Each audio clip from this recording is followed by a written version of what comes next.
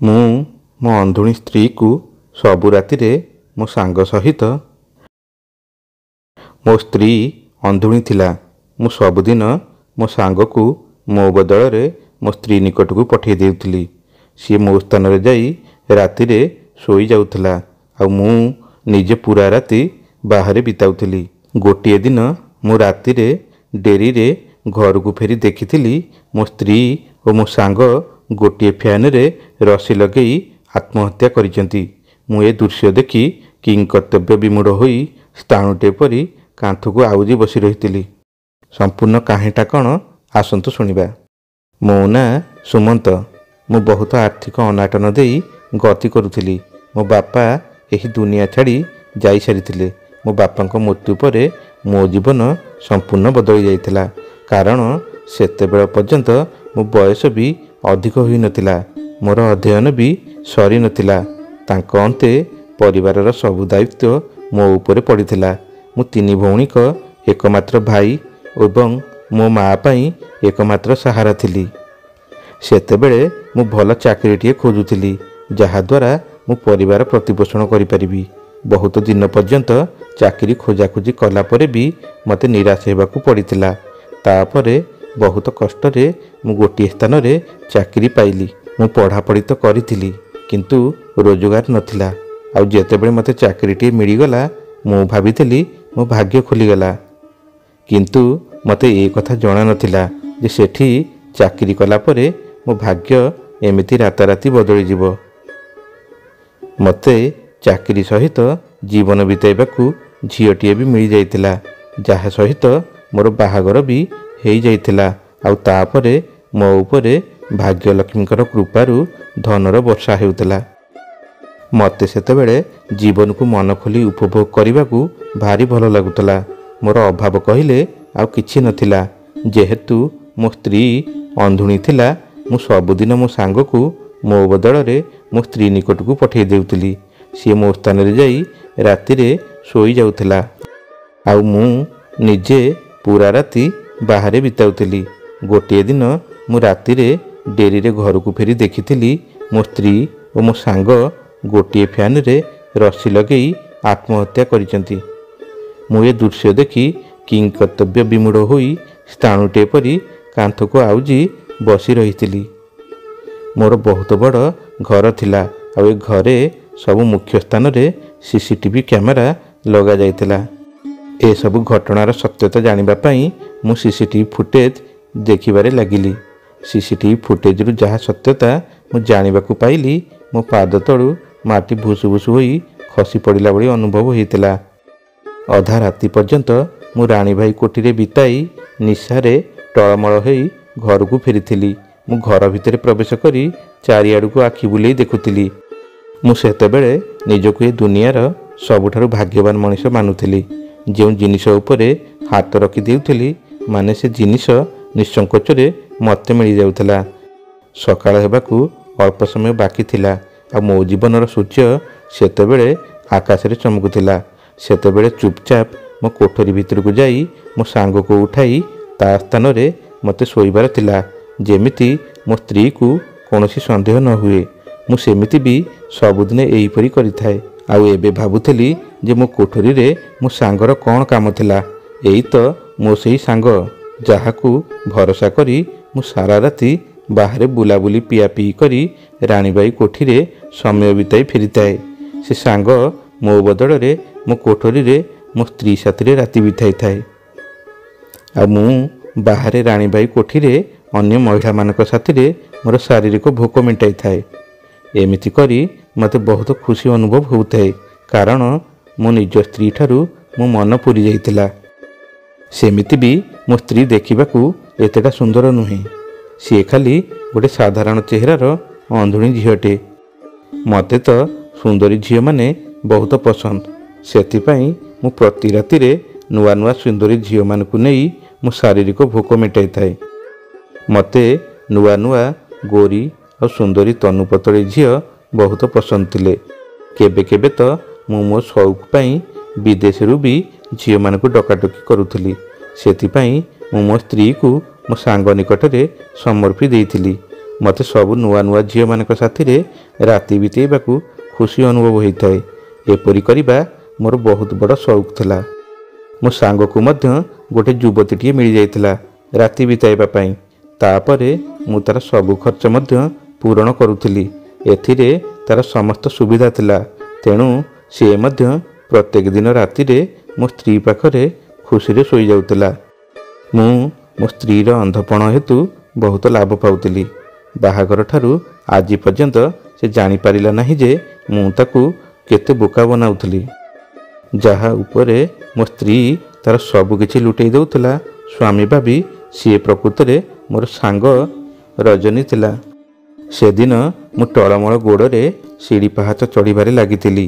ଯେନ ତେନ ପ୍ରକାରରେ ମୁଁ ମୋ କୋଠରୀରେ ପହଞ୍ଚି ଯାଇଥିଲି।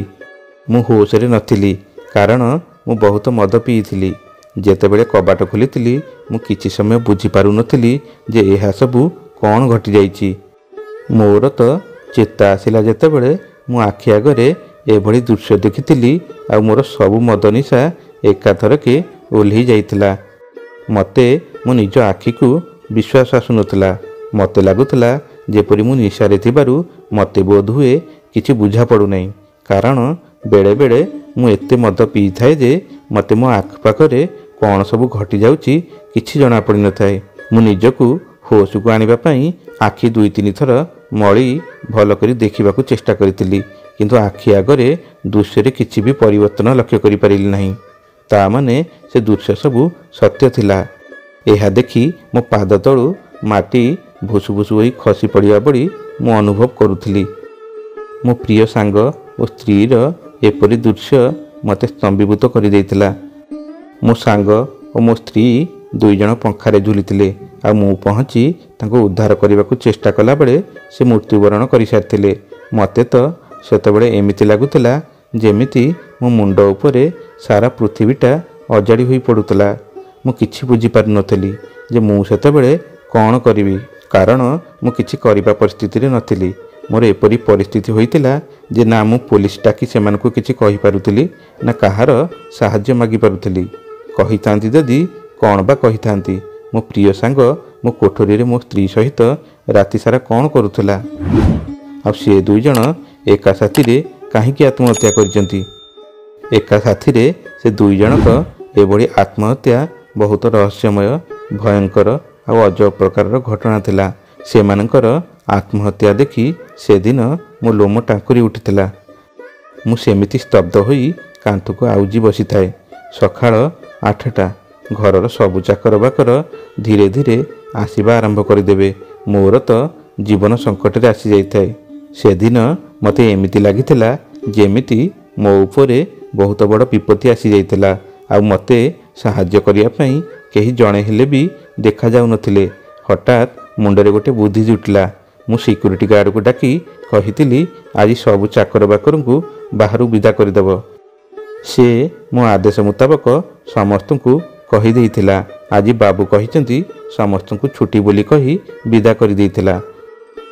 ସମୟ ଗଡ଼ି ଯାଉଥିଲା। ମୁଁ କିଛି ଭାବିପାରୁନଥିଲି ଆଗକୁ କ'ଣ କରିବି। ଆଖି ଆଗରେ 2-2ଟି ମୁର୍ଦ୍ଦାର। କାହାକୁ ଏ ଖବର ଦେବି ଆଉ କାହାକୁ କହିବି ଯେ ମୋ ଘରେ ଏସବୁ ଘଟଣା ହୋଇଯାଇଛି। କେମିତି ସେ 2 ଜଣଙ୍କର ବିଷୟରେ ଲୋକଙ୍କୁ କହିବି। ମୁଁ ଚିନ୍ତାଶୀଳ ଥିବା ହେତୁ ଘର ଭିତରେ ଏପଟ ସେପଟ ହେଇ ଚାଲୁଥିଲି।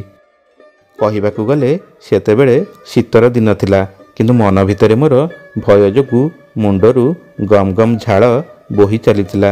ହଠାତ୍ ଭୟରେ ଏପଟ ସେପଟ ହେଇ ଚାଲୁଥିବା ସମୟରେ ମୋ ଆଖି CCTV କ୍ୟାମେରା ଉପରେ ପଡ଼ିଗଲା ଏବଂ ମୋର ମନେ ପଡ଼ିଗଲା ଯେ ବିବାହ ପରେ ମୁଁ ନିଜେ ଏହି କ୍ୟାମେରା ଗୁଡ଼ିକୁ ପୁରା ଘରେ ଇନଷ୍ଟଲ କରିଥିଲି।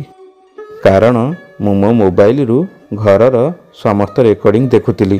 ମୁଁ ତୁରନ୍ତ CCTV ରୁମ୍ ଆଡ଼କୁ ଦୌଡ଼ିଥିଲି। ମୋତେ ପ୍ରତ୍ୟେକ କ୍ୟାମେରାର ରେକର୍ଡ଼ିଂ ଦେଖିବାର ଥିଲା। ସମସ୍ତ ରେକର୍ଡ଼ିଂ ଗୁଡ଼ିକ CCTVରେ ସେଭ୍ ହୋଇଥିଲା ଏବଂ ଯଦି ମୁଁ ଏହାକୁ ଲାଇଭ୍ ଦେଖିବାକୁ ଚାହେଁ ତେବେ ମୁଁ ଏହାକୁ ମୋ ମୋବାଇଲରେ ଦେଖୁଥିଲି। ମୁଁ ସେଠାରୁ ରାତିର ସମସ୍ତ ତଥ୍ୟ ବାହାର କରିଦେଉଥିଲି। କିଛି ସମୟ ପରେ ମୁଁ ସମସ୍ତ CCTV ଫୁଟେଜ୍ ମୋ କମ୍ପ୍ୟୁଟର ସ୍କ୍ରିନରେ ଦେଖୁଥିଲି। ରାତିର ସମସ୍ତ ଭିଡ଼ିଓ ଖେଳାଉଥିଲା ବେଳେ ମୁଁ ଦେଖୁଥିଲି ମୋ ସ୍ତ୍ରୀ ବାଥରୁମରୁ ଏକ ସୁନ୍ଦର ଲାଲ ରଙ୍ଗର ଚିପା ନାଇଟି ପିନ୍ଧି ବାହାରକୁ ଆସୁଥିଲା ବେଳେ ମୋର ବନ୍ଧୁ ବିଛଣାରେ ବସି ତାଙ୍କୁ ଅତି ଧ୍ୟାନରେ ଦେଖୁଥିଲା। ତାପରେ ମୋ ସ୍ତ୍ରୀ ମୋ ବନ୍ଧୁଙ୍କ କୋଳରେ ବସି ପଡ଼ିଲେ। ମୁଁ ସେମାନଙ୍କ ମଧ୍ୟରେ ଥିବା ଏ ଅନ୍ତରଙ୍ଗ ଦୃଶ୍ୟ ଦେଖିବା ପରେ ନିଜ ଉପରେ ବହୁତ ଲଜ୍ଜିତ ଅନୁଭବ କରୁଥିଲି। ପ୍ରଥମ ଥର ପାଇଁ ମୁଁ ଅନୁଭବ କରିଥିଲି ଯେ ମୋ ସ୍ତ୍ରୀ ମୋ ବଦଳରେ ମୋ ସାଙ୍ଗ ସହିତ ତା କୋଳରେ ସେ ସବୁକିଛି କରୁଥିଲା ଯାହା ସେ ମୋ ସହିତ କରିବା କଥା। ଏବଂ ରାତିର ଭିଡ଼ିଓ କମ୍ପ୍ୟୁଟର ସ୍କ୍ରିନରେ ଚାଲୁଥିଲା ବେଳେ ମୁଁ ଏସବୁ ଦେଖି ମୋର ହୋସ୍ ହରାଉ ହରାଉ ନିଜକୁ ସମ୍ଭାଳି ନେଇଥିଲି। ମନେ ପଡ଼ିଯାଉଥିଲା ପୁରୁଣା ଦିନମାନଙ୍କର କଥା। ମୁଁ ଦିନସାରା ମୋ ମାଆଙ୍କ ଠାରୁ ଅପମାନ ଶୁଣି ଶୁଣି ଥକି ଯାଇଥିଲି। କାରଣ ମୋ ମାଆ ସର୍ବଦା ସେଇ ଗୋଟିଏ କଥା କହୁଥିଲେ, ଯେତେବେଳେ ତୁ ଚାକିରି କରୁନାହୁଁ ତୋର ଅଧ୍ୟୟନରେ କ'ଣ ଲାଭ ମିଳିଲା। ମୋ ଭଉଣୀମାନଙ୍କର ଶିକ୍ଷା ମଧ୍ୟ ବନ୍ଦ ହୋଇଯାଇଥିଲା। ମୋର 2 ବଡ଼ ଭଉଣୀ ବାହା ଉପଯୋଗୀ ହୋଇଯାଇଥିଲେ। ତେଣୁ ସେମାନଙ୍କୁ ବିବାହ ଦେବା ଦାୟିତ୍ୱ ମୋ ମୁଣ୍ଡ ଉପରେ ଥିଲା। ମୁଁ ତ କିଛି ବୁଝିପାରୁନଥିଲି ସେତେବେଳେ ଯେ ମୁଁ କ'ଣ କରିବି ଆଉ କ'ଣ ନ କରିବି। ପଢ଼ା ଲେଖା ଜାଣିଥିବା ସତ୍ତ୍ୱେ ମୁଁ ବେରୋଜଗାରିଆ ପିଲାଟିଏ ଥିଲି। ମୁଁ ଚାକିରି ପାଇଁ ସବୁଆଡ଼େ ଖୋଜୁଥିଲି। ତାପରେ ଦିନେ ମୋର ଜଣେ ବନ୍ଧୁ ମୋତେ ଏକ ଚାକିରି ବିଷୟରେ କହିଥିଲେ। ମୁଁ ମଧ୍ୟ ଜାଣିଥିଲି ଯେ ପୂର୍ବ ଭଳି ଏଠାରେ ବି ନିରାଶ ହେବି। ତଥାପି ମୁଁ ସେହି କମ୍ପାନୀକୁ ଥରେ ଚେଷ୍ଟା କରିବାକୁ ଯାଇଥିଲି। ଯେତେବେଳେ ମୁଁ ସେଠାରେ ମୋର ସାକ୍ଷାତକାର ଦେଇଥିଲି ମୋର ଚାକିରି ସେଠାରେ ନିଶ୍ଚିତ ହୋଇଯାଇଥିଲା ଏବଂ ମୁଁ ଚାକିରି ପାଇ ବହୁତ ଖୁସି ଥିଲି। ମୁଁ ଘରକୁ ଆସିବା ମାତ୍ରେ ଏହା ମୋ ମାଆ ଏବଂ ଭଉଣୀମାନଙ୍କୁ ଶୁଣେଇଥିଲି। ସେମାନେ ମଧ୍ୟ ଅତ୍ୟଧିକ ଆନନ୍ଦ ହୋଇଥିଲେ କାରଣ ସେ ସମୟରେ ଆମ ଘରେ ଧୀରେ ଧୀରେ ଖାଦ୍ୟର ଅଭାବ ଦେଖା ଦେଇଥିଲା। ମୋ ମାଆ ଲୋକଙ୍କ ଠାରୁ ଅତ୍ୟଧିକ ଋଣ ନେବା ପରେ ସେମାନଙ୍କୁ ଠିକ୍ ସମୟରେ ସୁଝି ନ ପାରିବାରୁ ଲଜ୍ଜା ଅନୁଭବ କରିବାକୁ ଲାଗିଥିଲେ। କିନ୍ତୁ ଚାକିରିର ଖବର ଶୁଣିବା ପରେ ଘରେ ସମସ୍ତେ ଖୁସି ଥିଲେ। ମୁଁ ପରଦିନ ଠାରୁ ଚାକିରି କରିବାକୁ ଆରମ୍ଭ କରିଥିଲି। କିନ୍ତୁ ମୁଁ ମୋ ସ୍ୱପ୍ନକୁ ପାଇବାରେ ବାରମ୍ବାର ବିଫଳ ହେଉଥିଲି। ମୁଁ ମୋର ସାଙ୍ଗମାନଙ୍କ ପରି ଏକ ଭଲ ଏବଂ ବିଳାସପୂର୍ଣ୍ଣ ଜୀବନଯାପନ କରିବାକୁ ଚାହୁଁଥିଲି କାରଣ ମୋର ସମସ୍ତ ବନ୍ଧୁ ବହୁତ ଧନୀ ଥିଲେ ଏବଂ ସେମାନେ ସେମାନଙ୍କ ଜୀବନକୁ ନେଇ ବହୁତ ଉପଭୋଗ କରୁଥିଲେ।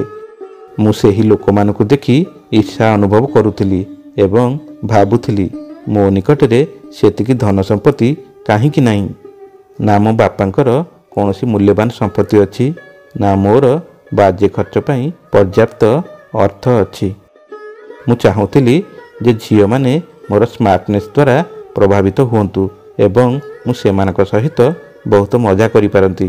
ତେଣୁ ଯେତେବେଳେ ବି ମୁଁ ମୋର ବନ୍ଧୁମାନଙ୍କୁ ଦେଖିଲି ମୋର ହୃଦୟରେ ବହୁତ ଇଚ୍ଛା ଥିଲା ଯେ ମୁଁ ମଧ୍ୟ ସେମାନଙ୍କ ପରି ମୋ ଜୀବନକୁ ଉପଭୋଗ କରେ। ମୁଁ ଜାଣିଶୁଣି କେବଳ ଧନୀ ବନ୍ଧୁମାନଙ୍କ ସହିତ ବନ୍ଧୁତା କରୁଥିଲି ଯାହାଦ୍ୱାରା ମୁଁ ସେମାନଙ୍କ ଟଙ୍କାରେ ମଜା କରିପାରିବି। ଯେତେବେଳେ ବି ଆମେ ଏକତ୍ର କୌଣସି ସ୍ଥାନକୁ ଯାଉଥିଲୁ ମୋର ବନ୍ଧୁମାନେ ମୋର ସମସ୍ତ ଖର୍ଚ୍ଚ ନିଜେ ବହନ କରିଦେଉଥିଲେ। ମୁଁ କିଛି ଖର୍ଚ୍ଚ କରିବାକୁ ସକ୍ଷମ ନଥିଲି ଏବଂ କେଉଁଠାରୁ ବା ଖର୍ଚ୍ଚ କରିଥାନ୍ତି। ମୋର ଖାଲି ପକେଟ୍ ଥିଲା, ମୋ ପକେଟରେ କିଛି ନଥିଲା।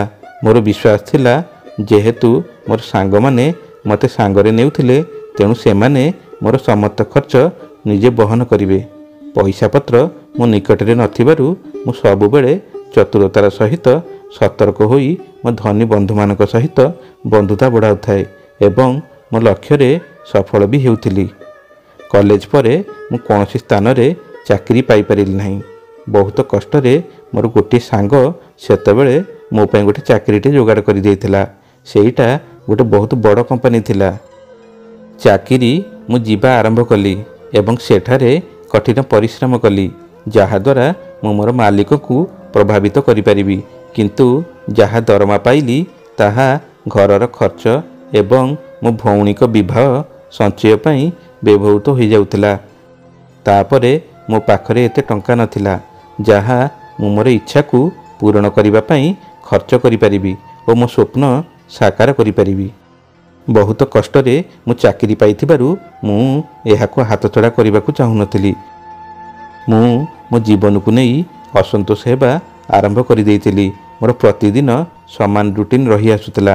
ଚାକିରି ପାଇବା ଦିନଠାରୁ ମୋ ସାଙ୍ଗମାନଙ୍କ ସହିତ ବାହାରକୁ ଯିବା ମଧ୍ୟ ବନ୍ଦ ହୋଇଯାଇଥିଲା, କାରଣ ମୁଁ ମୋର ଚାକିରି ଛାଡ଼ି ଅନ୍ୟତ୍ର ଯାଇପାରୁନଥିଲି, ଯାହା ମୁଁ ବହୁତ କଷ୍ଟରେ ପାଇଥିଲି।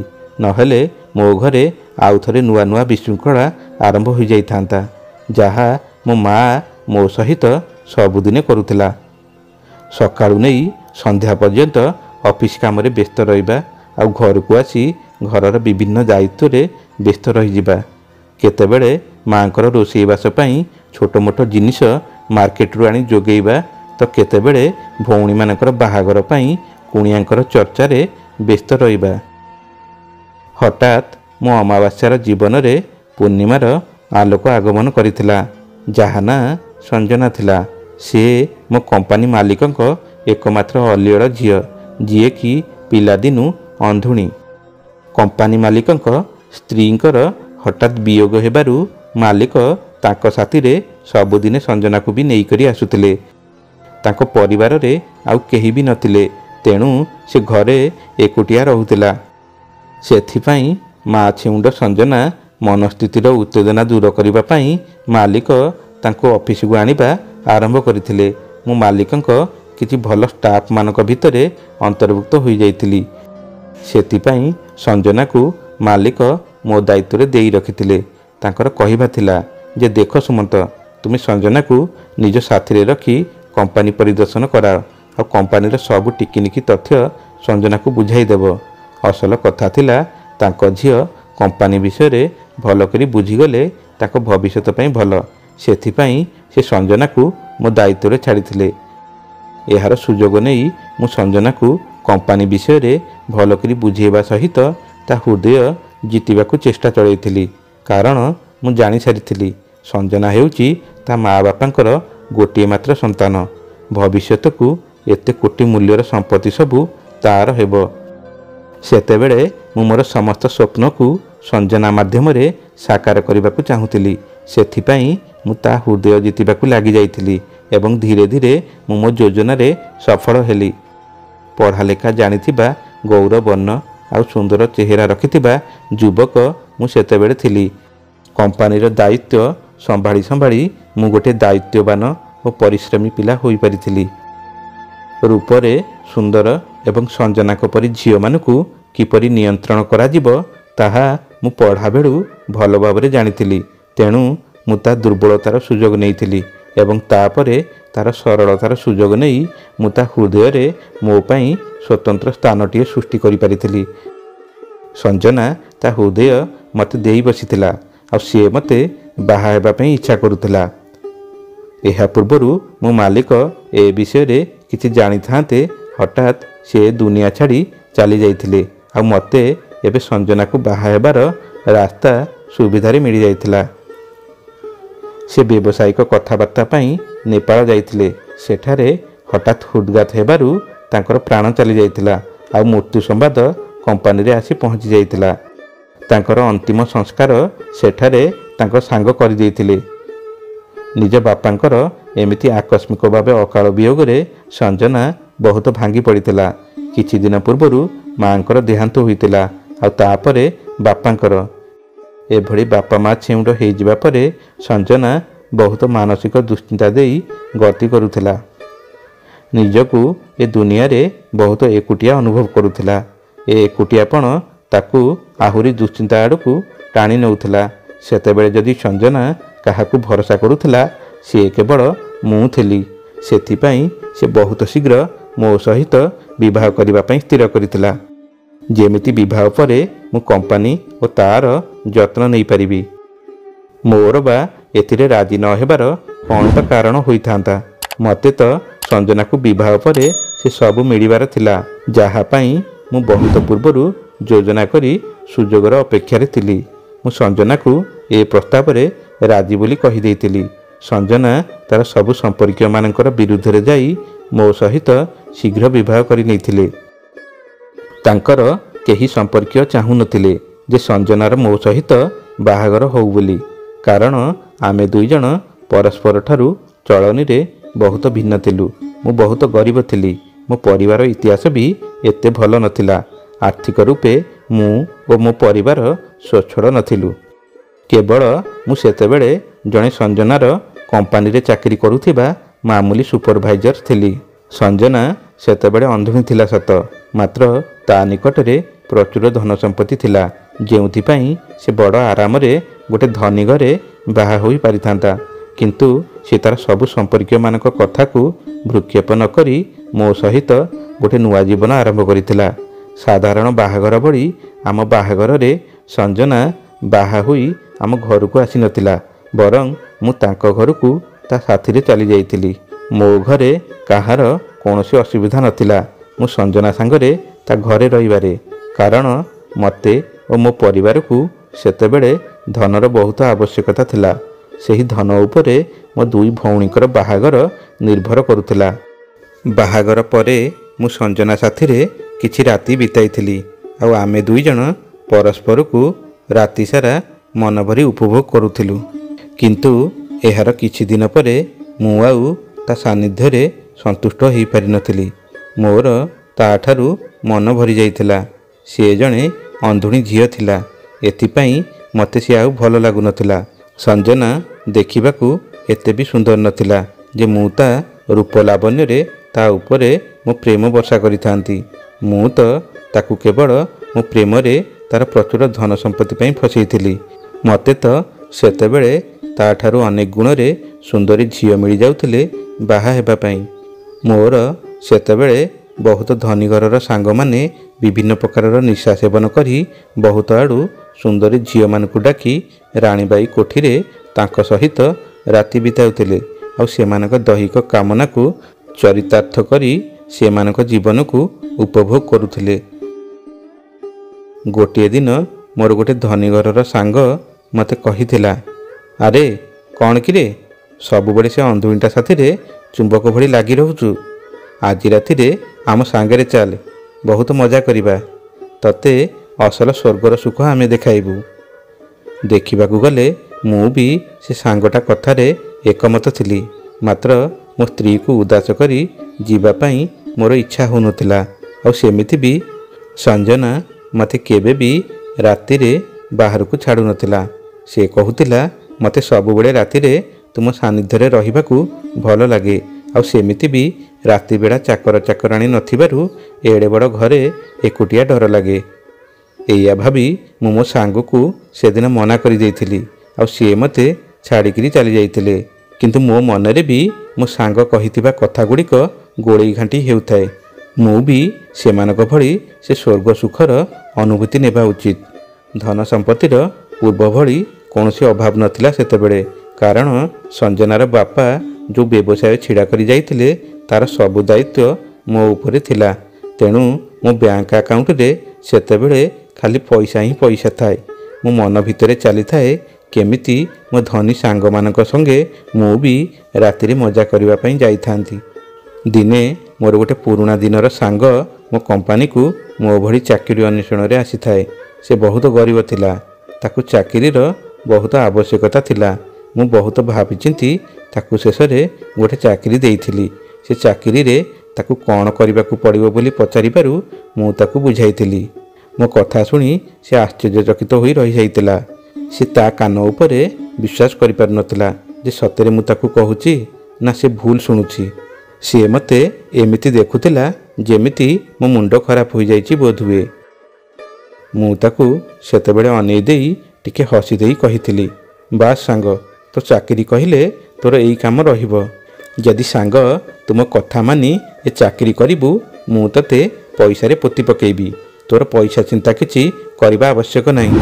ଆଉ ଯଦି ଏ ଚାକିରି ନ କରିବୁ ତାହେଲେ ଯା ସାଙ୍ଗ, ଏମିତି ଏ ଅଫିସ ସେ ଅଫିସ ବୁଲି ବୁଲି ଚପଲ ଘୋରି ହୋଇଯିବ ସିନା, ତଥାପି ଏତେ ପଇସା ଦେଇ ତତେ କେହି ଚାକିରି ଦେବେ ନାହିଁ।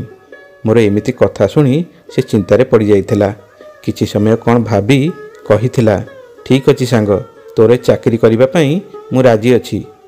ମୁଁ ତାକୁ ସେଦିନ ରାତି ସମୟରେ ମୋ ଘରକୁ ଡକେଇଥିଲି। ସେ ବହୁତ ଭଲ କରି ସଜେଇ ହୋଇ ମୋ ଘରକୁ ଆସିଯାଇଥିଲା। ତାର ଉଚ୍ଚତା, ଚେହେରା, ଗଢ଼ଣ ସବୁ ମୋ ସହିତ ମିଶି ଯାଉଥିଲା। ମୁଁ ତାକୁ ମୋ ପୋଷାକ ପରିଧାନ କରିବାକୁ ଦେଇଦେଲି, ଆଉ ମୁଁ ପକାଉଥିବା ପରଫ୍ୟୁମ୍ ତାକୁ ଲଗେଇବାକୁ ଦେଇଦେଲି। ସେ ଯେତେବେଳେ ସେଗୁଡ଼ିକ ସବୁ ପିନ୍ଧାପିନ୍ଧି କରି ଆସିଥିଲା, ସେତେବେଳେ ପୁରା ମୋ ଭଳି ଦେଖାଯାଉଥିଲା। ତାକୁ ଦେଖି ଖୁସି ହୋଇ କହିଥିଲି, ସାଙ୍ଗ, ଏବେ ଏମିତି ହିଁ ତତେ ପ୍ରତି ରାତିରେ ମୋ ବଦଳରେ ଏଠି ସଞ୍ଜନା ସହିତ ରହିବାକୁ ପଡ଼ିବ। ତାକୁ ମୁଁ ଅଗ୍ରିମ ଆକାରରେ କିଛି ପଇସା ଦେଇଥିଲି, ଯେମିତି ସେ ପଇସା ପାଇ ଖୁସି ହୋଇଯିବ। ହୁସିଆର ସାଙ୍ଗ, ତୁ ରହିଲା ଭିତରେ ଯେମିତି ସଞ୍ଜନା ଜମାରୁ ବି ଜାଣି ନପାରେ ଯେ ତୁ ସୁମନ୍ତ ନୁହେଁ ବୋଲି। ଏଇଟା ହେଉଛି ତୋ ଚାକିରି। ମୋ କଥା ଶୁଣି ସେ ଟିକେ ଡରିଯାଇ ମୋତେ ପଚାରିଥିଲା, ସାଙ୍ଗ, ମୁଁ କିପରି ଏମିତି ତୋ ସ୍ତ୍ରୀ ସାଥିରେ ପୁଣି ରାତିରେ ତୋ ବଦଳରେ ରହି ଏମିତି ଖରାପ ସମ୍ପର୍କ ରଖିପାରିବି? ଏହା ବହୁତ ଖରାପ କଥା ବୋଲି ମୁଁ ଭାବୁଛି। ମୁଁ ଟିକିଏ ହସିକରି ତାକୁ କହିଥିଲି, ଦେଖ ସାଙ୍ଗ, ଏଥିରେ ମୋର ଯଦି କିଛି ଅସୁବିଧା ନାହିଁ ତାହେଲେ ତୁ କାହିଁକି ଏମିତି ଖରାପ ଭାବୁଛୁ? ଆରେ ସାଙ୍ଗ, ଏଇଟା ତୋ ଚାକିରି, ତେଣୁ ଚାକିରି ଭାବି କାମ କର। ସକାଳୁ ଏ ଘର ଛାଡ଼ି ପଳେଇବୁ। ମୁଁ ତତେ ପ୍ରତି ମାସରେ ତୋ ଆଶାଠାରୁ ଅଧିକ ପରିମାଣର ଟଙ୍କା ଦେବି, ଯାହା ତୋର ଜୀବନକୁ ବଦଳାଇବ। ଏବଂ ମୁଁ ତୋ ଦରମାକୁ ସମୟ ପୂର୍ବରୁ ଦେଇ ଦେଉଥିବି। ତାକୁ ମୋ ରୁମ୍ର ଦ୍ୱାରରେ ଛାଡ଼ିଦେଇ କାର୍ ଚାବି ଉଠାଇ ଘରୁ ବାହାରି ଯାଇଥିଲି। ସେହି ରାତି ମୁଁ ମୋର ସାଙ୍ଗମାନଙ୍କ ସହିତ ରାଣୀବାଈ କୋଠିରେ ବିତାଇଥିଲି। ଅନେକ ଝିଅ ନାଚୁଥିବାର ଏବଂ ଗୀତ ଗାଇଥିବାର ଦେଖିଥିଲି, ଆଉ ଏକ ସୁନ୍ଦର ଝିଅ ସହିତ ରାତି ବିତାଇଥିଲି। ମୋତେ ସେତେବେଳେ ଲାଗୁଥିଲା ମୋ ଠାରୁ ବଡ଼ ଭାଗ୍ୟବାନ ଆଉ ଏ ଦୁନିଆରେ କେହି ନଥିବେ, ଯାହା ହାତରେ ବସି ବସି ଧନ ସମ୍ପତ୍ତି ସହିତ ସବୁ ଖୁସି ଏକା ସାଥିରେ ଅଜାଡ଼ି ହୋଇ ପଡ଼ୁଥିଲା। ମୋତେ ନିଜକୁ ବିଶ୍ୱାସ ବି ହେଉନଥିଲା ଯେ ମୋ ଭାଗ୍ୟ ଏମିତି ରାତାରାତି ବଦଳି ଯାଇପାରେ। ଯେଉଁ ବ୍ୟକ୍ତି କିଛି ଦିନ ପୂର୍ବେ ଗରିବ ଏବଂ ଚିରି ଯାଇଥିବା ପୁରୁଣା ପୋଷାକରେ ବୁଲୁଥିଲା ଏବଂ ଗୋଟିଏ ସ୍ଥାନରୁ ଅନ୍ୟ ସ୍ଥାନକୁ ଚାକିରି ଅନ୍ୱେଷଣରେ ଏଠି ସେଠି ନିରାଶ ହୋଇ ଫେରୁଥିଲା, ଆଜି ସେହି ବ୍ୟକ୍ତି ଏକ ବିଳାସପୂର୍ଣ୍ଣ ଫ୍ଲାଟ୍ର ମାଲିକ ଥିଲା ଓ ତା ପାଖରେ ଟଙ୍କାର କୌଣସି ଅଭାବ ନଥିଲା। ଇଏ ଆଉ କେହି ନୁହେଁ, ବରଂ ମୁଁ ନିଜେ ଥିଲି। ମୋ ସମୟ ବହୁତ ଭଲରେ କଟୁଥିଲା। ମୋତେ ସେତେବେଳେ ମୋ ଜୀବନକୁ ନେଇ କୌଣସି ଅଭିଯୋଗ ନଥିଲା। ମୁଁ ମୋ ମାଆଙ୍କୁ ବହୁତ ଟଙ୍କା ପଠାଉଥିଲି, ଯେଉଁଥିପାଇଁ ମୋ ମାଆ ମଧ୍ୟ ଖୁସି ହୋଇଯାଉଥିଲେ ଏବଂ ମୁଁ ମୋ ଭଉଣୀମାନଙ୍କ ପାଇଁ ଅନେକ ଉପହାର ପ୍ରତି ମାସରେ ସେମାନଙ୍କ ଶାଶୁଘରକୁ ପଠାଉଥିଲି। ସେମାନେ ବି ମୋ ଉପରେ ବହୁତ ଖୁସି ଥିଲେ। ସେମିତି ଦେଖିବାକୁ ଗଲେ ମୋ ପାଖରେ ସେତେବେଳେ କିଛି ବି ଅଭାବ ନଥିଲା। ମୁଁ ଯାହା ଯେତେବେଳେ ଚାହୁଁଥିଲି ତାହା ବହୁତ ସହଜରେ ହାସଲ କରିନେଉଥିଲି। ସକାଳେ ଯେତେବେଳେ ମୁଁ ମୋର ଫ୍ଲାଟକୁ ଥକିଯାଇ କ୍ଳାନ୍ତ ହୋଇ ଫେରିଥିଲି, ଦେଖିଥିଲି ମୋର ସାଙ୍ଗ ଶୋଇଥିଲା ଏବଂ ତା ସହିତ ସଞ୍ଜନା ମଧ୍ୟ ବିଛଣାରେ ଶୋଇଥିଲା। ମୁଁ ଚୁପଚାପ ମୋ ସାଙ୍ଗକୁ ଉଠାଇ ବାହାରକୁ ଚାଲିଯିବାକୁ ନିର୍ଦ୍ଦେଶ ଦେଇ ମୁଁ ତା ସ୍ଥାନରେ ମୋ ସ୍ତ୍ରୀକୁ ଧରି ଶୋଇଯାଉଥିଲି। ଯେହେତୁ ସେ ଅନ୍ଧୁଣୀ ଥିଲା, ରାତିସାରା ତା ସହିତ କିଏ ଅଛି ତାହା ତା ପକ୍ଷେ ଜାଣିବା ସମ୍ଭବ ନଥିଲା। ସିଏ ଭାବିଥିଲା ଯେ ମୁଁ ତା ପାଖରେ ଶୋଇଥିଲି। ଯେତେବେଳେ ମୁଁ ସକାଳେ 11ଟା ବେଳେ ଉଠି ବସି ଦେଖୁଥିଲି, ମୋ ସ୍ତ୍ରୀ ସଞ୍ଜନା ସାଧାରଣ ଦିନ ଭଳି ମୋ ସହିତ କଥାବାର୍ତ୍ତା ହେଉଥିଲା। ମୋତେ ତାପରେ ବିଶ୍ୱାସ ହୋଇଗଲା ଯେ ମୋ ଯୋଜନା ସଫଳ ହୋଇଛି, ଆଉ ମୁଁ ଏଥର ଏମିତି ସାଙ୍ଗମାନଙ୍କ ସାଥିରେ ବାହାରକୁ ରାଣୀବାଈ କୋଠିକୁ ଯାଇ ମଦ ପିଇ ସବୁ ରାତିରେ ଭିନ୍ନ ଭିନ୍ନ ଝିଅ ଧରି ମୋର ଜୀବନକୁ ଭଲ କରି ଉପଭୋଗ କରିବାରେ ଲାଗିଯାଇଥିଲି। ମୋ ସାଙ୍ଗ ଚାକର ପରି ମୋ ଘରକୁ ରାତିରେ ଆସେ। ମୋ ପୋଷାକ ପିନ୍ଧି ମୋ ସ୍ଥାନରେ ମୋ ସ୍ତ୍ରୀ ସଞ୍ଜନା ନିକଟରେ ଶୋଇଯାଇଥାଏ, ଆଉ ମୁଁ ମୋର ସାଙ୍ଗମାନଙ୍କ ସହିତ ମିଶି ନୂଆ ନୂଆ ଝିଅମାନଙ୍କୁ ଧରି ସାରା ରାତି ମୋ ଜୀବନକୁ ମନ ଭରି ଉପଭୋଗ କରୁଥିଲି। ମୁଁ ମଧ୍ୟ ମୋ ଭଉଣୀମାନଙ୍କୁ ବହୁତ ଭଲ ଘରେ ବିବାହ କରେଇଥିଲି, ଯେଉଁଠାରେ ମୋ ଭଉଣୀମାନେ ବହୁତ ଖୁସିରେ ରହୁଥିଲେ। ମୋ ଘରବାଲା ବି ଆର୍ଥିକ ଭାବେ ସ୍ୱଚ୍ଛଳ ହେବାରୁ ବହୁତ ଖୁସିରେ ରହୁଥିଲେ। ତାପରେ ମୁଁ ସଞ୍ଜନା ସହ ଆଉ ଆଗ ଭଳି ଏତେ ଅଧିକ କଥାବାର୍ତ୍ତା କରିପାରୁନଥିଲି, କାରଣ ମୁଁ କେବଳ ରାତିରେ ଅଫିସରୁ ଘରକୁ ଫେରୁଥିଲି ଏବଂ କିଛି ସମୟ ପରେ ମୁଁ ପ୍ରସ୍ତୁତ ହୋଇ ଆଉ ଥରେ ଘରୁ ବାହାରି ଯାଉଥିଲି ରାଣୀବାଈ କୋଠିକୁ ସାଙ୍ଗମାନଙ୍କ ସହ ମିଶି ମଜା କରିବା ପାଇଁ। ସକାଳୁ ସକାଳୁ ବି ମୁଁ ଡେରିରେ ଉଠିବାରେ ଲାଗିଥିଲି, ଆଉ ଉଠିକରି ମୋତେ ଅଫିସ ବି ଯିବାକୁ ପଡ଼ୁଥିଲା। ସଞ୍ଜନା ବେଳେବେଳେ ଅଭିଯୋଗ କରୁଥିଲା, ସୁମନ୍ତ, ତୁମେ ଆଉ ଆଗ ଭଳି ମୋ ସହିତ କଥାବାର୍ତ୍ତା କରୁନାହ, ତୁମେ ବହୁତ ବଦଳି ଗଲଣି। ତା କଥା ଶୁଣି ମୁଁ ତାକୁ ବୁଝେଇବାକୁ ଯାଇ କହିଥିଲି, ଶୁଣ ସଞ୍ଜନା, ମୋ ଉପରେ ଏବେ ବହୁତ କାର୍ଯ୍ୟଭାର ରହୁଛି। କମ୍ପାନୀର ଶ୍ରମିକମାନଙ୍କ ଠାରୁ ନେଇ ସମ୍ପୂର୍ଣ୍ଣ ବ୍ୟବସାୟକୁ ବୁଝିଲା ବେଳକୁ ମୁଁ ବହୁତ ବ୍ୟସ୍ତ ରହୁଛି। ଏସବୁ ଶୁଣି ସେ ଚୁପ୍ ହୋଇଯାଉଥିଲା ଆଉ କେବେ କେବେ କୁହେ, ସୁମନ୍ତ ମୋତେ ବି ତୁମ ସହିତ ଅଫିସ୍ ନେଇ ଚାଲ। କିନ୍ତୁ ମୁଁ ତାକୁ ଘରେ ବନ୍ଦୀ କରି ରଖିଲା ଭଳି ରଖୁଥିଲି। ମୁଁ ତାକୁ ସଫା ସଫା ମନା କରିଦେଉଥିଲି ଆଉ ତାକୁ ବୁଝାଇବାକୁ ଯାଇ କହୁଥିଲି, ସଞ୍ଜନା ତୁମେ ଏବେ ଘରେ ଆରାମ କର। ଅଫିସର ସବୁ କାମ ସମ୍ଭାଳିବା ଦାୟିତ୍ୱ ମୋ ଉପରେ ଛାଡ଼ିଦିଅ। ତୁମର କମ୍ପାନୀ ବିଷୟରେ କିଛି ଚିନ୍ତା କରିବା ଦରକାର ନାହିଁ। ତୁମେ କେବଳ ନିଜ ପ୍ରତି ଧ୍ୟାନ ଦିଅ। ବାକି ସବୁ ମୋ ଉପରେ ଛାଡ଼ିଦିଅ। ସେଦିନ ମୁଁ ଏମିତି କିଛି କୌଶଳ ଅବଲମ୍ବନ କରି ମୋ ଭଲ ପାଇବା ତା ପ୍ରତି ପ୍ରକାଶ କରିଥିଲି ଯେ ସେ ମୋର ମିଛ ଭଲ ପାଇବାକୁ ସତ ପ୍ରେମ ଭାବି ଲାଜେଇ ଯାଇ ମୁରୁକି ହସି ଦେଇଥିଲା। ଏହାପରେ ଆଉ ସେ କେବେ ମୋ ସହିତ ଅଫିସ୍ ଯିବା କଥା ଉଠାଇ ନଥିଲା। ମୁଁ ତାକୁ ଅଫିସର ସବୁ କାର୍ଯ୍ୟଠାରୁ ଦୂରରେ ରଖି ସମ୍ପୂର୍ଣ୍ଣ କମ୍ପାନୀକୁ ଧୀରେ ଧୀରେ ମୋ ହାତ ମୁଠାକୁ ଆଣିବାକୁ ଚାହୁଁଥିଲି। ସଞ୍ଜନା ସରଳ ଝିଅଟିଏ ଥିଲା, ତେଣୁ ତାକୁ ବୋକି ବନେଇବା ପାଇଁ ମୁଁ କ'ଣ, ଯିଏ ନାହିଁ ସିଏ ସହଜରେ ବୋକି ବନେଇଦେବ। କାରଣ ତାକୁ ଏ ଦୁନିଆ ବିଷୟରେ କିଛି ବି ଜଣା ନଥିଲା। ତେଣୁ ତାର ଏ ବୋକିପଣ ମୋର ବହୁତ କାମରେ ଆସୁଥିଲା। ମୁଁ ବହୁତ ଶୀଘ୍ର ତାଠାରୁ ସବୁ ଧନ ସମ୍ପତ୍ତି ହାସଲ କରିସାରିବା ପରେ ସଞ୍ଜନାକୁ ମୋ ବାଟରୁ ଅଲଗା କରିବାକୁ ଯୋଜନା କରିଥିଲି। ଯେମିତି କ୍ଷୀରରେ ମାଛିଟିଏ ପଡ଼ିଗଲେ ତାକୁ କାଢ଼ି ବାହାରକୁ ଫିଙ୍ଗି ଦିଆଯାଏ, ସେମିତି ସଞ୍ଜନାକୁ ମୋ ଜୀବନରୁ ଅଲଗା କରିଦେବା ପାଇଁ ଯୋଜନା ମୁତାବକ କାମ କରିଥିଲି। ବାସ୍ ଯେତେବେଳ ପର୍ଯ୍ୟନ୍ତ ମୋ ଯୋଜନା ସଫଳ ନ ହୋଇଛି, ସଞ୍ଜନାକୁ ମୁଁ ଘର ଭିତରର ଚାରି କାନ୍ଥ ଭିତରେ ଆବଦ୍ଧ କରି ରଖି ତାର ସବୁ ଆବଶ୍ୟକତାକୁ ଇଚ୍ଛା ନଥାଇ ମଧ୍ୟ ଯୋଗାଇ ଦେଉଥିଲି। ଏମିତି ବହୁତ ଦିନ ବିତିଗଲା। ସଞ୍ଜନାର ମୋ ଉପରେ କୌଣସି କଥାକୁ ନେଇ କେବେ ବି କିଛି ସନ୍ଦେହ ହେବାର ମୁଁ ଦେଖିବାକୁ ପାଇନଥିଲି। ଏମିତି ପୁରା 2 ମାସ ଧରି ଚାଲିଥିଲା। ଗୋଟିଏ ଦିନ ରାତିରେ ମୋର ଶୀଘ୍ର ପାଠ ସରିବାରୁ ମୁଁ ରାତି 3ଟା ବେଳେ ଘରେ ନିଶାସକ୍ତ ଅବସ୍ଥାରେ ଟଳମଳ ପାଦରେ ପହଞ୍ଚିଥିଲି। ଘର ଖୋଲି ଯାହା ଦେଖିଥିଲି, ମୋ ପାଦ ତଳୁ ମାଟି ଭୁସୁ ଭୁସୁ ହୋଇ ଗଳି ପଡ଼ୁଥିବା ଭଳି ମୋର ମନେ ହେଉଥିଲା।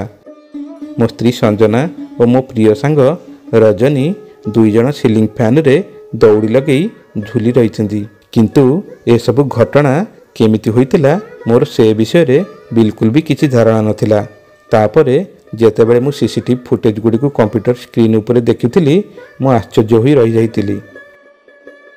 ସାରା ରାତିର CCTV ଫୁଟେଜ୍ ଗୁଡ଼ିକ କମ୍ପ୍ୟୁଟର ସ୍କ୍ରିନ୍ ଉପରେ ଗୋଟିଏ ପରେ ଗୋଟିଏ ଧିମେଇ ଧିମେଇ ଚାଲୁଥାଏ ଆଉ ମୁଁ ବସି ସେଗୁଡ଼ିକୁ ଦେଖି ଚାଲିଥାଏ। କମ୍ପ୍ୟୁଟର ସ୍କ୍ରିନ୍ ଉପରେ ମୁଁ ଦେଖୁଥାଏ ମୋ ସ୍ତ୍ରୀ ସଞ୍ଜନା ଭଲ କରି ସଜେଇ ସାଜେଇ ବିଛଣା ଉପରେ ଆସି ବସି ପଡ଼ିଥିଲା। ସେ ଗୋଟେ ନାଲି ରଙ୍ଗର ନାଇଟ୍ ପିନ୍ଧିଥିଲା ଆଉ ଭାରି ସୁନ୍ଦର ଦେଖାଯାଉଥିଲା। ବିଛଣା ଉପରେ ମୋ ସ୍ତ୍ରୀ ସଞ୍ଜନା ଯାଇ ମୋ ସାଙ୍ଗର ଛାତିରେ ମୁଣ୍ଡ ରଖି ତା କୋଡ଼ରେ ଆଉଜି ପଡ଼ିଥିଲା। ମୋ ସାଙ୍ଗ ରଜନୀ ମୋ ସ୍ତ୍ରୀ ସଞ୍ଜନା ସହିତ ସେତେବେଳେ ବହୁତ ରୋମାଣ୍ଟିକ୍ ସମୟ ଅତିବାହିତ କରୁଥିଲା। ସଞ୍ଜନା ତାର ସବୁ ଭଲ ପାଇବା ମୋ ସାଙ୍ଗ ଉପରେ ଢାଳି ଦେଉଥିଲା। ଧୀରେ ଧୀରେ ସଞ୍ଜନା ମୋ ସାଙ୍ଗର ସାର୍ଟ ବୋତାମ ଖୋଲୁଥିଲା। ମୋ ସାଙ୍ଗ ରଜନୀ ସଞ୍ଜନାର ଓଠରେ ଓଠ ମିଶେଇ ଚୁମ୍ବନର ମଜା ନେବା ସହିତ ସଞ୍ଜନାର ସ୍ପର୍ଶ ପାଇ ତାକୁ ଅନୁସରଣ କରୁଥିଲା। କମ୍ପ୍ୟୁଟର ସ୍କ୍ରିନ୍ ଉପରେ ମୋ ସ୍ତ୍ରୀ ଓ ମୋ ସାଙ୍ଗ ଭିତରେ ଚାଲିଥିବା ଏ ଅନ୍ତରଙ୍ଗ ମୁହୂର୍ତ୍ତ ଗୁଡ଼ିକୁ ଦେଖି ମୋତେ ଲାଗୁଥିଲା ସତେ ଯେମିତି ମୁଁ କେଉଁ ପ୍ରାପ୍ତବୟସ୍କ ଚଳଚ୍ଚିତ୍ର ଦେଖୁଛି।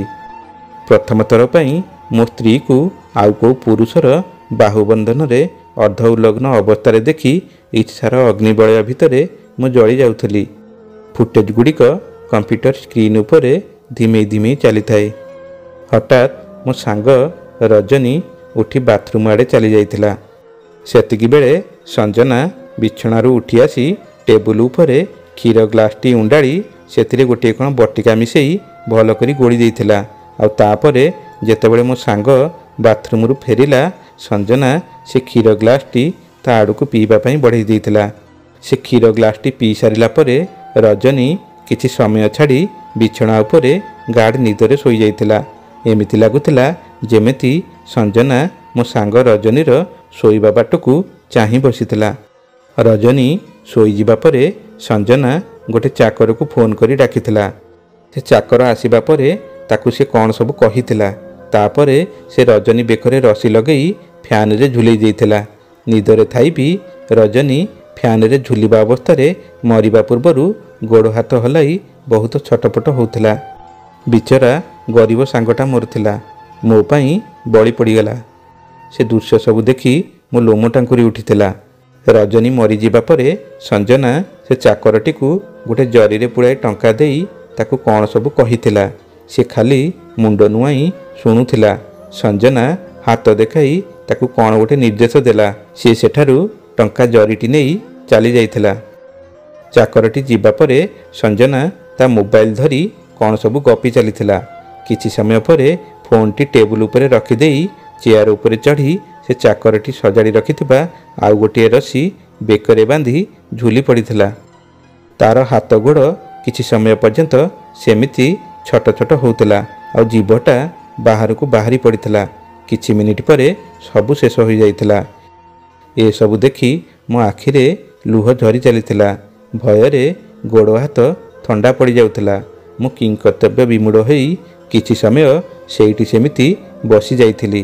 ମୋ ପାଇଁ ଦୁଇଟା ନିରୀହ ଜୀବନ ଚାଲି ଯାଇଥିଲା। କିନ୍ତୁ ମୁଁ ବୁଝିପାରୁନଥିଲି ସଞ୍ଜନା ଏସବୁ ହଠାତ୍ କାହିଁକି କରିଲା। ଏମିତି କ'ଣ କାରଣ ଥିଲା ଯେ ସଞ୍ଜନା ଏମିତି କଠୋର ପଦକ୍ଷେପ ଉଠାଇଥିଲା? କାଳେ ସେ ମୋ ସବୁ ଯୋଜନା ବିଷୟରେ ଜାଣି ଦେଇଥିଲା କି? ନା, ଏମିତି ହୋଇପାରିବନି। ଏମିତି ପ୍ରଶ୍ନ ସବୁ ମୋ ମସ୍ତିଷ୍କକୁ ଭାରାକ୍ରାନ୍ତ କରିଦେଉଥିଲା। ଏସବୁର ଉତ୍ତର କେମିତି ଜାଣିବି? ମନେ ପଡ଼ିଥିଲା ସେ ମରିବା ପୂର୍ବରୁ ତା ମୋବାଇଲ ଧରି କ'ଣ ସବୁ ମନକୁ ମନ ଗପୁଥିଲା। ବୋଧହୁଏ ସେ କିଛି ରେକର୍ଡ଼ିଂ କରୁଥାଇପାରେ ମୋତେ ଶୁଣେଇବା ପାଇଁ। ଏଇଆ ଭାବି ମୁଁ ତା ଫୋନ୍ଟି ଟେବୁଲ ଉପରୁ ଆଣି ଖୋଲିବାରୁ ଜାଣିଲି ଯେ ମୋ ସନ୍ଦେହ ଠିକ୍ ଥିଲା। ରେକର୍ଡ଼ିଂଟି ଚଲେଇବାରୁ ସେ କହିଥିବା କଥାଗୁଡ଼ିକ ସବୁ ଶୁଣୁ ଶୁଣୁ ମୁଁ ଆଉ ମୋର କୋହ ସମ୍ଭାଳି ନପାରି କାନ୍ଦି ଚାଲିଥିଲି। ଆଖିରୁ ଲୁହ ବନ୍ଧବାଡ଼ ମାନୁନଥିଲା। ମୋ ସାରା ଶରୀର ସଞ୍ଜନାର କଥା ଶୁଣି ଭୟ ଓ ଦୁଃଖରେ ଥରୁଥିଲା। ମୋ ସ୍ତ୍ରୀ ସଞ୍ଜନା ତା ସ୍ୱରରେ ସେ ରେକର୍ଡ଼ିଂରେ କହୁଥିଲା, ସୁମନ୍ତ, ମୁଁ ଭଲ କରି ଜାଣିଛି ଯେ ମୁଁ ଚାଲିଯିବା ପରେ ତୁମେ ନିଶ୍ଚୟ ଘରେ ଲାଗିଥିବା CCTV ଫୁଟେଜ୍ କାଢ଼ି ଦେଖିବ। ଆଉ ସେଥିପାଇଁ ମୁଁ ମୋ ମନ କଥା ରେକର୍ଡ଼ିଂ କରି ମୋବାଇଲଟି ଟେବୁଲ ଉପରେ ଥୋଇ ଦେଇ ଯାଉଛି। ଆଶା କରୁଛି ତୁମେ ମୋ ରେକର୍ଡ଼ିଂଟି ସମ୍ପୂର୍ଣ୍ଣ ଶୁଣିବ। ମୁଁ କହିଥିବା କଥାକୁ ବୁଝିବାକୁ ଚେଷ୍ଟା କରିବ ଆଉ ଜାଣିପାରିବ ଯେ ମୁଁ ଏ ଚରମ ମର୍ମନ୍ତୁକ ପଦକ୍ଷେପ ଉଠାଇବା ପଛର ଅସଲ କାରଣଟା କ'ଣ। ଯଦି ତୁମେ ଭାବୁଥିବ ତୁମର ଏସବୁ ବାଜେ, ବେଇମାନ ଆଉ ବିଶ୍ୱାସଘାତକ ଧନ୍ଦା ବିଷୟରେ ମୁଁ କିଛି ଜାଣିପାରିବିନି ବୋଲି, ତାହେଲେ ଏଇଟା ତୁମର ବହୁତ ବଡ଼ ବୋକାମି ଅଟେ। ତୁମେ ଜାଣିବା ଦରକାର ସୁମନ୍ତ, ଯଦି ଭଗବାନ ମୋତେ ଗୋଟିଏ ଅଙ୍ଗ ଅଚଳ କରି ଏ ଦୁନିଆକୁ ଛାଡ଼ିଛନ୍ତି, ତାହେଲେ ମୋତେ ତା'ଠାରୁ ଢେର ଗୁଣରେ କଳା ବି ପ୍ରଦାନ କରିଛନ୍ତି ଏ ଦୁନିଆରେ ଚଳିବା ପାଇଁ। ସେଥିରୁ ଗୋଟିଏ ହେଉଛି ନ ଦେଖିକରି ମଧ୍ୟ ଲୋକଙ୍କୁ ଚିହ୍ନି ପାରିବାର ସ୍ୱତନ୍ତ୍ର କଳା। ଖାଲି ମୋ ଦ୍ୱାରା ଯଦି କିଛି ଭୁଲ ହୋଇଥାଏ, ସେଇଟା ହେଉଛି କେବଳ ତୁମର ବିଶ୍ୱାସଘାତକତାକୁ ଜାଣି ନ ପାରିବା, ଯାହା ମୁଁ ବୁଝିବାରେ ବହୁତ ବିଳମ୍ବ କରିଦେଇଥିଲି। କଥାଟା ହେଉଛି ସୁମନ୍ତ, ମୁଁ ଯାହାକୁ ତୁମର ପ୍ରେମ ଭଲ ପାଇବା ବୋଲି ଭାବିଥିଲି, ସେଇଟା କିନ୍ତୁ ତୁମର ଛଳନା ଥିଲା, ଯାହାକୁ ମୁଁ ସେତେବେଳେ ବୁଝିପାରିନଥିଲି। କିନ୍ତୁ ବାହାଘରର କିଛି ଦିନ ପରେ ମୋତେ ଜଣାପଡ଼ିଯାଇଥିଲା। ଯେତେବେଳେ ତୁମେ ପ୍ରଥମ ଥର ପାଇଁ ସେଦିନ ରାତିରେ ତୁମ ସାଙ୍ଗକୁ ତୁମ ବଦଳରେ ଆମ ବେଡ଼ରୁମ୍କୁ ପଠାଇଥିଲ, ତୁମେ ଭାବିଥିଲ ତୁମ ସାଙ୍ଗ ତୁମ କପଡ଼ା, ତୁମ ପରଫ୍ୟୁମ୍ ଆଉ ତୁମ ଉଚ୍ଚତା ସହିତ ତୁମ ଗଢ଼ଣର ହୋଇଥିବାରୁ ମୋତେ ସହଜରେ ବୋକା ବନେଇଦେବ। କିନ୍ତୁ ସୁମନ୍ତ, ତୁମେ ଜାଣିବା ଦରକାର, ସବୁ ମଣିଷଙ୍କର ଗୋଟିଏ ଅଲଗା ଗନ୍ଧ ଥାଏ, ଯାହା ଅଧିକ ଘ୍ରାଣ ଶକ୍ତି ଥିବା ଲୋକ ସହଜରେ ଜାଣିଦେବ। ଆଉ ସେ ଘ୍ରାଣ ଶକ୍ତି ଭଗବାନ ମୋତେ ଜନ୍ମରୁ ପ୍ରଦାନ କରିଛନ୍ତି। ତେଣୁ ସେଦିନ ପ୍ରଥମ ରାତିରୁ ମୁଁ ଜାଣିପାରିଥିଲି ଆମ ବେଡ଼ରୁମ୍ରେ ତୁମ ବଦଳରେ ଅନ୍ୟ ଜଣେ କିଏ ଅଛି। ସେବେଠାରୁ ପ୍ରତି ରାତିରେ ମୁଁ ତୁମ ସାଙ୍ଗକୁ କୌଶଳ କରି ନିଦ ବଟିକା କ୍ଷୀରରେ ମିଶାଇ ଶୁଆଇ ଦେଇଥାଏ, କେବଳ ଏଇଥିପାଇଁ ଯେ କେବେ ନା କେବେ ତ ତୁମେ ମୁଁ ଭଲ ପାଇବାର ସମ୍ମାନ କରିବ। ଆମ ବେଡ଼ରୁମ୍ରେ CCTV ଲାଗିଥିବାର ଖବର ମୋତେ ଜଣାଥିଲା, କାରଣ ମୋ ଘରର ଚାକର ମୋତେ ଏସବୁ ଆଗରୁ ଜଣାଇ ଦେଇଥିଲା। ତୁମକୁ ବୋଧହୁଏ ଜାଣିବା ଦରକାର ଥିଲା ଯେ ଏ ଘର ତୁମେ ଆସିବା ପୂର୍ବରୁ ମୋର ଅଟେ। ଏ ଘରର କୋଣ ଅନୁକୋଣ ସବୁ ମୋତେ ଭଲ କରି ଜଣା। ମୁଁ ଅନ୍ଧୁଣୀ ହୋଇଥାଇପାରେ, କିନ୍ତୁ ମୁଁ ମୋର ପିଲାଦିନ ଏହି ଘରେ ବିତାଇଛି। ମୁଁ ଏ ଘରେ ସବୁ ଜିନିଷକୁ ଛୁଇଁ କରି ଅନୁଭବ କରିପାରିବି ଓ ଅନୁଭବ କରି ଜିନିଷଟି ବିଷୟରେ କହିଦେଇପାରିବି। ମୁଁ ମୋର ସବୁ ଧନ ସମ୍ପତ୍ତି ମୋ ନିଜ ଇଚ୍ଛାରେ ତୁମ ଦାୟିତ୍ୱରେ ରକ୍ଷଣାବେକ୍ଷଣ କରିବାକୁ ଛାଡ଼ି ଦେଇଥିଲି। ମୁଁ ତୁମ ସୁଧୁରିବାର ଦିନକୁ ଅପେକ୍ଷା କରି ବସିଥିଲି, କିନ୍ତୁ ଦିନକୁ ଦିନ ତୁମେ ଆହୁରି ତଳକୁ ତଳକୁ ଖସି ଖସି ଯାଉଥିଲ। ତୁମ ସାଙ୍ଗ ଯେତେବେଳେ ସବୁ ରାତିରେ ତୁମ ବଦଳରେ ବେଡ଼ରୁମ୍ ଭିତରକୁ ପଶୁଥିଲା, ତା କାମୁକତା ସ୍ୱଭାବକୁ ମୁଁ ଅନୁଭବ କରିପାରୁଥିଲି। ଏସବୁ ମୋତେ ବହୁତ ଖରାପ ଲାଗୁଥିଲା। କେବେ କେବେ ତ ନିଦରେ ଅଚେତ ହେବା ପୂର୍ବରୁ ତୁମ ସାଙ୍ଗ ମୋ ସହିତ ଜବରଦସ୍ତି କରିବାକୁ ଚେଷ୍ଟା କରେ, କିନ୍ତୁ ମୁଁ ବାହାନା କରି ତାକୁ ମୋ ଠାରୁ ଦୂରେଇବାକୁ ଚେଷ୍ଟା କରିଥାଏ, ଆଉ କେତେକାଂଶରେ ସଫଳ ବି ହେଇଥିଲି। ଆଉ ଏଇଭଳି ମୁଁ ମୋର ନିଜ ଇଜ୍ଜତ ତୁମ ସାଙ୍ଗଠାରୁ ବଞ୍ଚେଇ ରଖିଥିଲି। କିନ୍ତୁ ମୋ ହୃଦୟରେ ତୁମ ପ୍ରତି ଥିବା ଭଲ ପାଇବା ଦିନକୁ ଦିନ ଧୀରେ ଧୀରେ ଦୂରେଇ ଯାଉଥିଲା। ତୁମେ ମୋ ପ୍ରତି ବହୁତ ଭୁଲ କରିଛ ସୁମନ୍ତ। ତୁମେ ମୋ ଭଲ ପାଇବାକୁ କେବେ ଅନୁଭବ କରିପାରିଲ ନାହିଁ। ମୁଁ ତୁମକୁ ମୋ ଜୀବନଠାରୁ ବେଶୀ ଭଲ ପାଉଥିଲି ସୁମନ୍ତ। ମୋତେ ଲାଗୁଥିଲା ତୁମେ ମୋତେ ଛାଡ଼ି ତୁମ ସାଙ୍ଗମାନଙ୍କ ସହିତ ଡେରି ରାତି ପର୍ଯ୍ୟନ୍ତ ପାର୍ଟି କରୁଛ, କିନ୍ତୁ ମୋତେ ପଛରେ ମୋ ବିଶ୍ୱସ୍ତ କର୍ମଚାରୀ ଠାରୁ ଜାଣିବାକୁ ମିଳିଲା ତୁମେ ସାଙ୍ଗମାନଙ୍କ ସହ ପାର୍ଟି କରିବା ସହିତ ସେ ରାଣୀବାଈ କୋଠିରେ ବି ବିଭିନ୍ନ ଝିଅମାନଙ୍କ ସହିତ ସମୟ ବିତାଉଛ। ତାପରେ ମୋତେ ମୋ ବାପାଙ୍କ ବିଶ୍ୱସ୍ତ ଓକିଲ କହିଥିଲେ ଯେ ତୁମେ ମୋ ସବୁ ସମ୍ପତ୍ତି ଓ ମୋ ବାପା ଛିଡ଼ା କରିଥିବା କମ୍ପାନୀକୁ ନିଜ ନାଁରେ କରିବାକୁ ଚେଷ୍ଟା କରୁଛ। ମୋ ସାମ୍ନାରେ ତୁମ ସବୁ ଯୋଜନା ଧରା ପଡ଼ିଯାଇଥିଲା। ଏସବୁ ଜାଣିଲା ପରେ ମୋତେ ତୁମକୁ କ୍ଷମା କରିବା ଅସମ୍ଭବ ହୋଇଯାଇଥିଲା। ତୁମେ ସବୁଆଡ଼ୁ ମୋ ବିଶ୍ୱାସ ହରାଇ ଦେଇଥିଲ। ସେଥିପାଇଁ ମୁଁ ତୁମଠାରୁ ଏହାର ପ୍ରତିଶୋଧ ନେବା ପାଇଁ ସ୍ଥିର କରିଥିଲି, କାରଣ ମୁଁ ତୁମ ଭଳି ଗୋଟିଏ ବାଜେ, ବେଇମାନ ଆଉ ବିଶ୍ୱାସଘାତକ ଲୋକ ସାଥିରେ ସ୍ତ୍ରୀ ହେଇ କେବେ ବଞ୍ଚିପାରିବି ନାହିଁ। ତୁମ ଭଳି ବାଜେ ଲୋକ ବିଷୟରେ ଏତେ ସବୁ ଜାଣିଲା ପରେ ତୁମ ଭଳି ଲୋକ ସହିତ ରହିବା ଅପେକ୍ଷା ବରଂ ମରିଯିବାଟା ଭଲ ହେବ। ଆଉ ମୁଁ ସେହି ରାସ୍ତା ବାଛିଥିଲି।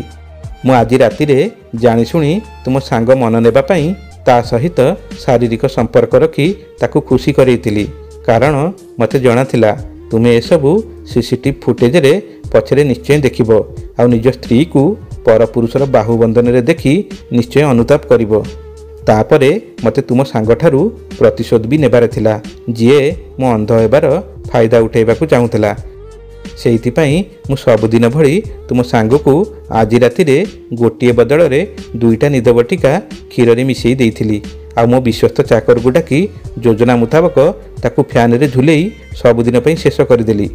ଏହାପରେ ମୁଁ ସେ ବିଶ୍ୱସ୍ତ ଚାକରକୁ ବହୁତ ଟଙ୍କା ଦେଇ ତା ଗାଁକୁ ଚାଲିଯିବା ପାଇଁ କହିଦେଇଛି। ସେ ଆଉ କେବେ ବି ଏ ସହରକୁ ଆସିବ ନାହିଁ। ମୁଁ ନିଜେ ମରିବା ପୂର୍ବରୁ ଏ ମୋବାଇଲରେ ତୁମ ପାଇଁ ଏଇ ଭଏସ୍ ରେକର୍ଡ଼ିଂଟା ଛାଡ଼ିକରି ଯାଉଛି, କାରଣ ମୁଁ ତୁମକୁ ଜଣାଇ ଦେବା ପାଇଁ ଚାହୁଁଛି ଯେ ମୋର ସବୁ ଧନ ସମ୍ପତ୍ତି ଏ ରାଜଉଆସ ପରି ଘର ମୋ ଓକିଲକୁ ଡାକି ପତିତପାବନ ଟ୍ରଷ୍ଟ ନାଁରେ କରିଦେଇଛି। ସେ ଟ୍ରଷ୍ଟ ଅନାଥ ପିଲା ଓ ବୃଦ୍ଧମାନଙ୍କୁ ଶରଣ ଦିଅନ୍ତି ଆଉ ତାଙ୍କ ସେବା ମାଗଣାରେ କରନ୍ତି। ତୁମେ ଜାଣିବା ଦରକାର ସୁମନ୍ତ, ଏବେ ମୋ ନାଁରେ ଥିବା ସବୁ ଧନ ସମ୍ପତ୍ତିରେ ତୁମେ କାଣି କଉଡ଼ିଟିଏ ବି ପାଇବ ନାହିଁ, କି ତୁମର କିଛି ଅଧିକାର ନାହିଁ। ଯେଉଁ ଧନ ସମ୍ପତ୍ତି ଲୋଭ ରଖି ତୁମେ ସୁମନ୍ତ ମୋ ସହିତ ଭଲ ପାଇବାର ଛଳନା କରି ମୋତେ ବିବାହ କରିଥିଲ, ଆଉ ମୋ ସରଳତାର ଅନ୍ଧପଣର ସୁଯୋଗ ନେଇ ମୋ ସହ ଏସବୁ ଅନ୍ୟାୟ କରିଥିଲ, ତୁମକୁ ଅନୁଭବ କରାଇବା ଜରୁରୀ ଥିଲା ଯେ ତୁମେ ଯେମିତି ଖାଲି ହାତରେ ଆସି ମୋ ସହ ବିଶ୍ୱାସଘାତକତା କରିବା ଆରମ୍ଭ କରିଥିଲ, ସେମିତି ଏବେ ଖାଲି ହାତରେ ହିଁ ରହିଯାଇଛ। ତୁମେ କିଛି ହାସଲ କରିପାରିଲ ନାହିଁ ସୁମନ୍ତ। ତୁମେ କାଲି ଯେମିତି ଧନ ଓ ମନରୁ ଗରିବ ସୁମନ୍ତ ଥିଲ, ଆଜି ବି ସେଇ ଗରିବ ସୁମନ୍ତ। ମୁଁ ମୋ ନିଜ ଜୀବନ ନିଜେ ନେଉଛି ସୁମନ୍ତ, କାରଣ ମୋତେ ଦୁନିଆରେ ଆଉ କେଉଁ କାରଣ ନାହିଁ ବଞ୍ଚି ରହିବା ପାଇଁ। ମୁଁ ଜାଣିଛି ସୁମନ୍ତ, ମୁଁ ଆତ୍ମହତ୍ୟା କରି ଭୁଲ କରିଛି, କିନ୍ତୁ ମୋ ପାଇଁ ବଞ୍ଚି ରହିବା ବି ତ ଉଚିତ ନଥିଲା, କାରଣ ତୁମ ଭଳି ଲୋକ ଯେଉଁଠି ରହୁଛନ୍ତି ସେମାନେ ମୋ ଜୀବନକୁ ନର୍କ ବନେଇଦେବେ। ସେଇଥିପାଇଁ ମୁଁ ଏ ଦୁନିଆରୁ ସବୁଦିନ ପାଇଁ ଚାଲି ଯାଉଛି ସୁମନ୍ତ। ମରିବା ପୂର୍ବରୁ ତୁମକୁ ବି ଖାଲି ହାତ କରି ଯାଉଛି। ନା ଥିବ ତୁମ ନିକଟରେ ଧନ ସମ୍ପତ୍ତି, ଘର ଇତ୍ୟାଦି, ନା ତୁମେ ତୁମର ଅଧା ଥିବା ସ୍ୱପ୍ନକୁ ପୂରା କରିପାରିବ ସୁମନ୍ତ। ତୁମେ ସାରା ଜୀବନ ଅନୁତାପ କରୁଥିବ ଯେ କାହିଁକି ତୁମେ ମୋ ସହିତ ଏମିତି ଛଳନା କରୁଥିଲ। ତୁମେ ଗୋଟେ ବିଶ୍ୱାସଘାତକ ଲୋକ ସୁମନ୍ତ। ତୁମକୁ ଯଦି ଏ ସମାଜ ତୁମ ଭୁଲ ପାଇଁ ଶାସ୍ତି ନ ଦିଏ, ତାହେଲେ ଭଗବାନ ନିଶ୍ଚୟ ତୁମକୁ ଶାସ୍ତି ଦେବେ। ତୁମେ ମୋର ଅନ୍ଧୁଣୀ ହେବାର ଫାଇଦା ଉଠାଇଛ ସୁମନ୍ତ। ମୁଁ ତୁମକୁ ମୋ ହୃଦୟରୁ ଭଲ ପାଇଥିଲି, କିନ୍ତୁ ତୁମେ କେବଳ ମୋ ଧନ ସମ୍ପତ୍ତିକୁ ଭଲ ପାଇଥିଲ। जदि धन संपत्ति पाई भल पाइथिल मते ताहले कौन मो भल पाइबाकू केबे अनुभव करि पारि नथिल सुमंत। जाऊ जाऊ मु ए प्रश्न सुमंत तुम निकट रे छाड़ी करी जाउची जे एबे तुमे समाज को कौन कहबो। केमिति मु ओ तुम सांग राति रे गोटिए घरे थिलु आ केमिति आम दुई जनक जीवन जाइछि। तुमे प्रश्नर उत्तर खोजिबारे रहिजिब सुमंत, किंतु पुलिस को किछि कहि परिबो नाही। मरिकरी मते तो शांति मिल जीव सुमंत, किंतु बंचिकरी तुमको केबे भी शांति मिलिबो नाही। जदि तुमे ए सीसीटीवी फुटेज पुलिस को देखाइबो तेबे पुलिस निश्चय तुमको ए वॉइस रिकॉर्डिंग मागिबो आ ए वॉइस रिकॉर्डिंग रे जहाँ सब मु कहूची ताको आधार करी पुलिस सहजरे तुमको दोषी साब्यस्त करिबो सुमंत। मु एमिति ए दुनिया जाउची दे तुमर सबु लुचि पड़ेबार रास्ता बंद हो जाइछि। एबे तुमको बंचेबाकू जी भी चेष्टा करिवे सी अपराध जाल भितर फसीजिबे। आ सेमिति भी तुमे एबे संपूर्ण बर्बाद हो जाइछ सुमंत। ना अच्छी तुम निकट रे एबे किछि पैसा पत्र, ना तुम पई किए कहिला वाला अछि जे प्रमाण करि परिबो जे तुमे गोटे अपराधी नुहे। तुमे बंचिथिबा जाए ए संजना को मने रखिथिबो सुमंत, आ केबे काहाकू विश्वासघातकता करिबो नहीं। तुमे आउ एमिति अवस्था रे नाहो जे मते भूली आउ काहाकू भविष्य रे पसंद करिवार समर्थ होई परिबो। जेउ झियो को आखि उठाई अनेइब तुमको लाज लागिबो ओ ए परिस्थिति निश्चय मने पड़जिबो। मु तो ए दुनिया रे जाउची, एबे तुमर खराब समय आरंभ होई गला सुमंत। एहा कही संजनार वॉइस रिकॉर्डिंग शेष होइतिला। एमिति सबु प्रतिशोधर बशवर्ती होई संजना जे एबड़ी पदक्षेप उठाइब मु केबे कल्पना भी करि पारि नथिली। से जहा कहिथिला ताहा सत्य थिला, मु ताकू बुझी पारि नथिली। मु प्रकृत रे सेमानकर हत्याकारी एवं एही दुई जनक मृत्यु विषय रे मु एही दुनिया को कौन कहिबी।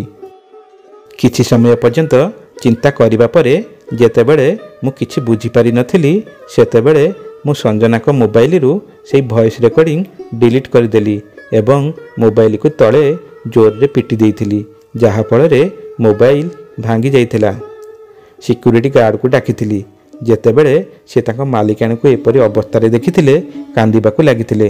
तापरे आमे दुहे एखाटी सेमानकर मृतदेह को ओल्हाइथिलु एवं किछि समय परे सिक्यूरिटी गार्ड पुलिस को डाकिथिले। किछि समय परे पुलिस मध्य अनुसंधान करबाकू आसीथिला एवं गोटिए परे गोटिए रहस्य उन्मोचित होइथिला। सेही दिन मो जीवनर सबुठारु खराब दिन थिला। पुलिस एही सिद्धांत रे पहुंचीथिला जे मो हेतु ए सबु घटिची।